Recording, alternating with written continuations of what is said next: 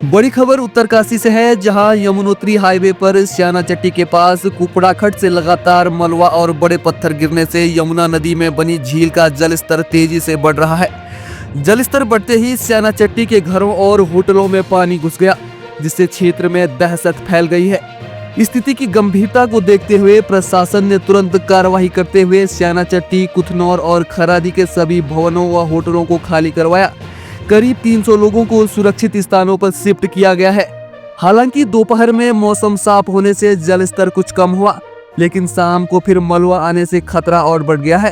तेज धूप के बावजूद कुपड़ाखट में लगातार मलबा आने से नदी का बहाव बार बार रुक रहा है। यही वजह है कि जून में बनी झील का संकट फिर गहराता जा रहा है। सिंचाई विभाग की 3 पोकलैंड मशीनें नदी का प्रवाह खोलने में जुटी है, मगर मलबे की वजह से काम बाधित हो रहा है। वहीं स्थानीय निवासियों ने स्थायी समाधान की मांग की है। एनडीआरएफ और एसडीआरएफ की टीमें मौके पर तैनात हैं, लेकिन यमुनोत्री हाईवे का पुल जलस्तर बढ़ने से आधा डूब चुका है, जिससे रेस्क्यू टीमों के सामने बड़ी चुनौती खड़ी हो गई है। सिंचाई विभाग के अधिशासी अभियंता पन्नीलाल शाह ने कहा कि मशीनें और इंजीनियर लगातार काम कर रहे हैं। परिस्थितियां प्रतिकूल हैं, लेकिन जैसे ही मौका मिलेगा नदी का मुहाना खोलने का हर संभव प्रयास किया जाएगा। धराली के बाद अब स्याना चट्टी की यह स्थिति उत्तरकाशी में कुदरत के कहर की भयावह तस्वीर दिखा रही है। प्रशासन और राहत दल लगातार हालात पर नजर बनाए हुए हैं।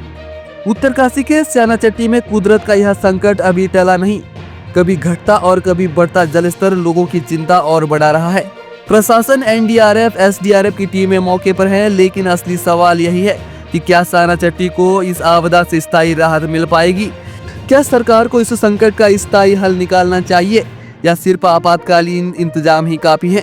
अपनी राय नीचे कमेंट में जरूर बताएं, क्योंकि आपकी सोच ही है जो इन मुद्दों को और ताकत देती है।